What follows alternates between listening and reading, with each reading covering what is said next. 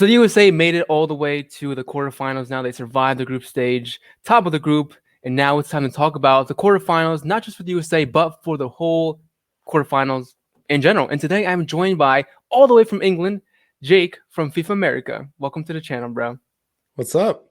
How are you? Good, man. Thanks for coming out. Thanks for talking about this with me. I love to talk about soccer with other people who know what the hell I'm talking about. So this is awesome. Oh, it's good to be here. Thanks for having me. Yeah. So like I said, we're going to preview the quarterfinals. Me and Jake are going to give you guys our predictions, who we think is going to go through, and especially also we're going to talk about the new additions to the roster for the USMNT, including Cade Cowell and Henry Kessler, how we think that's going to benefit our team going forward. So without further ado, let's get to it. So here is the Gold Cup quarterfinals, finally all lined up. The bracket's looking good. It's looking like we got some good mouthwatering games there, especially USA, Jamaica. We'll get to that in a little bit. Let's first talk about the first game happening, and that's going to be Qatar versus El Salvador. Jake, just real quick, what are your thoughts on that? Just seeing that off the top of your head. Yeah, I wasn't necessarily surprised that Qatar won the group, but I'm a bit sad that they did. Just coming into it, I really want the CONCACAF teams to put Qatar in their place. They're coming from the Asia champions. So I'm not necessarily surprised that they won their group. I'm just a bit personally upset that they did. El Salvador is kind of building up this dark horse hype around them as a team that played really well in their group, took Mexico to the last few minutes, and could have potentially won their group if they played a bit better or got a bit luckier versus Mexico. So I think that's a really good matchup. So based on that, I think it's a pretty even game, but I'm going to go with Qatar. I just feel like they have this momentum behind them. Again, don't necessarily want to see them advance, but between that game, I do think they probably 55%. Go ahead. No, you're right. That's maybe one of the closest games to call out of all the quarterfinals. Just because, personally, I think both of us really don't know too much about Qatar outside of this tournament, how they've been in their form and stuff. But we do know a little more about El Salvador. Like you said, they are building a good team. They are also building momentum. But I'm gonna have to go opposite with you. I'm gonna go pull for El Salvador because we both want El Salvador to win. Like you said, we want the CONCACAF teams represent because everyone thinks CONCACAF's a joke, but I think it's a lot tougher than a lot of people think it is. Mm-hmm. So now on to everyone's most watched game, especially if you're following this channel and Jake's channel, which by the way is down below in the description box. USA against Jamaica. This is the game that in my Gold Cup preview I said that we could lose this game. Because it would probably be one of our biggest challenges after Canada with this, B- roster. And speaking of that roster, before we get into the prediction, let's talk about Henry Kessler and Cade Cowell. Jake, give us your thoughts. Yeah, I think from losing Walker Zimmerman, that's a huge loss for us. And the replacement is probably even below Donovan Pines on the depth chart, honestly. We probably will still go with the three at the back, although I do think just based on the way Pines played against Canada, there's a lot to be said about a four in the back formation now.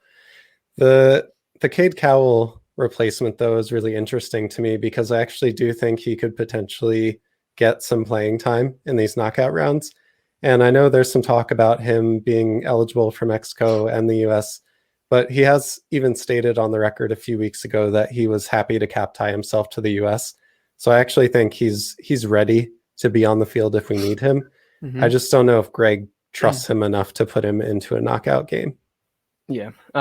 First and foremost, the ability to cap tie Cade Cowell will be awesome. A huge benefit for us, especially going forward down the years. And Henry Kessler, I got some hate on Twitter. I said, anyone else not excited about Henry Kessler? Some people were upset about that, but I haven't maybe not watched enough of him, but I just don't see him as a good replacement better than or even with a Walker Zimmerman. Now, Walker Zimmerman, for the most part, really not the best center back we have in our pool. But for this tournament, for this roster, I think he was one of the best we had, and especially leading that back line with that, that seniority type factor.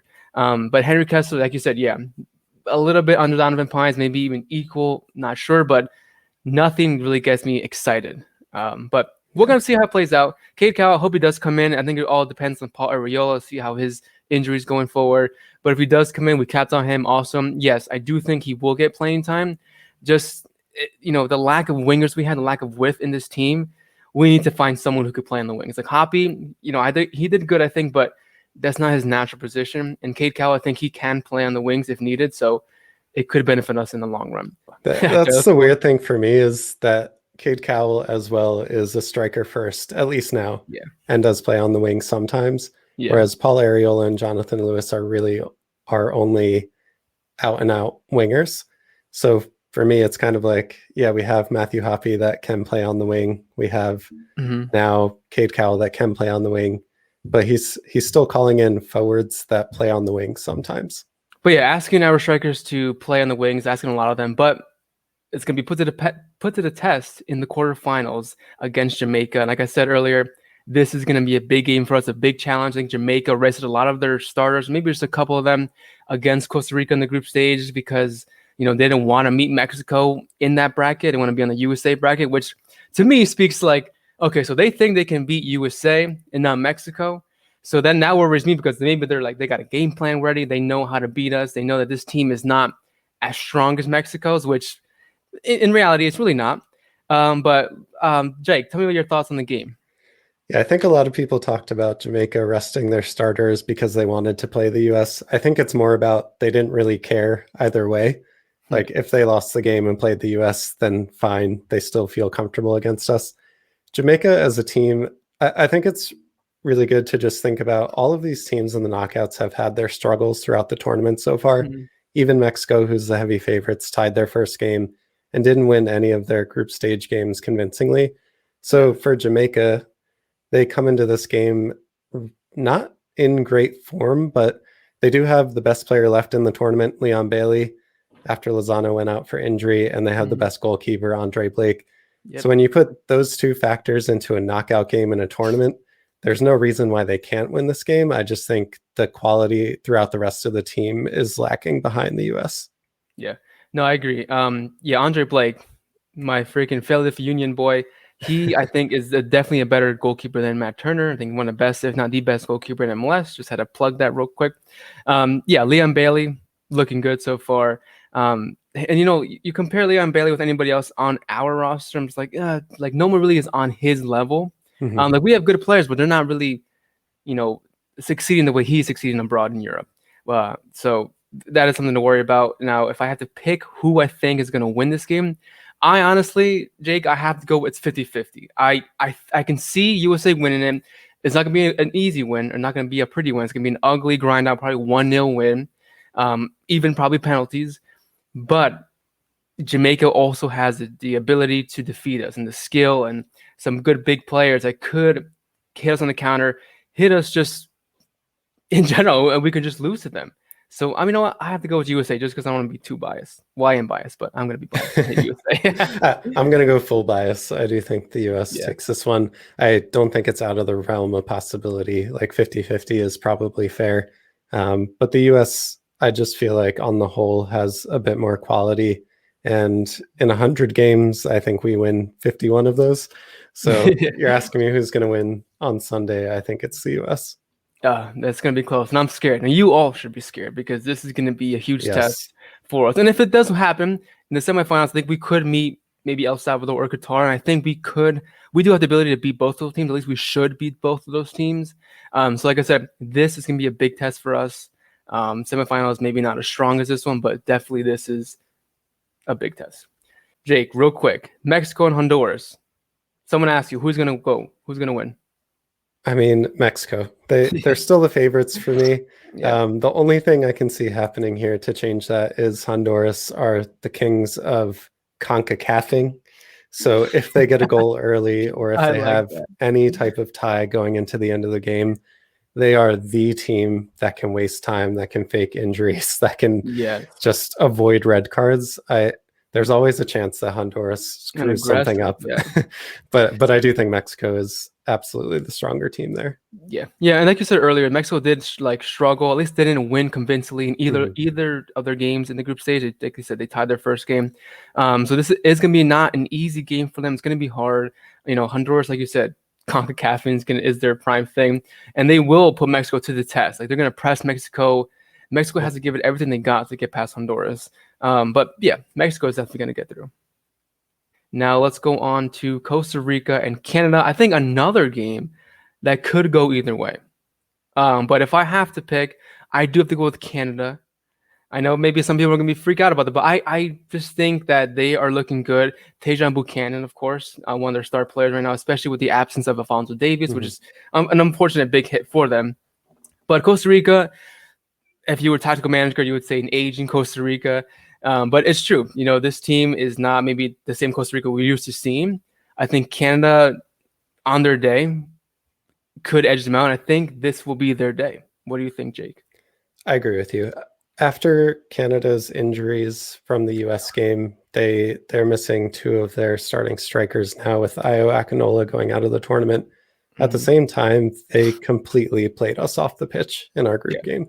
And we did win, but I don't think it was necessarily deserved. Nah, it was an And ugly for one. me, yeah, absolutely. Like if Canada plays with that same tenacity and that same game plan against Costa Rica, I do see them going through. I know people like after the injuries and the replacements, they're going to think Canada's a weaker team, but Costa Rica didn't convince anyone in their group stage games either. Yeah. Again, it's kind of weird. All of these games are kind of close to 50-50. I'd say Mexico is probably the heaviest favorites throughout the Yeah. quarterfinals. But no one really breezed through the group stage and really convinced me that they're the strongest team in this tournament.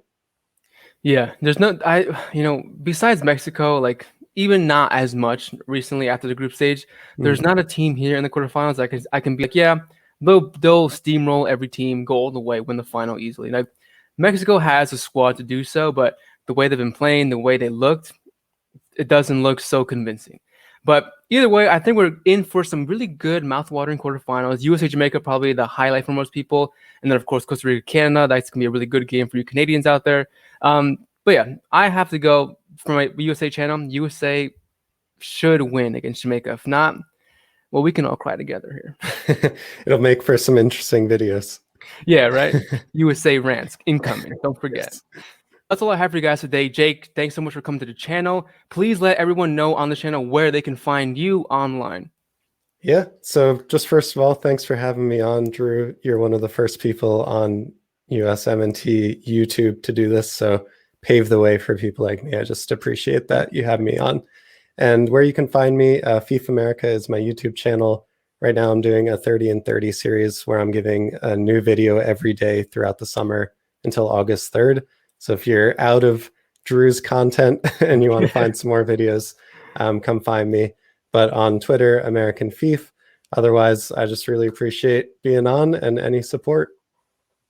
That's what's up. Thank you guys for watching. I'll see you guys next time. Peace.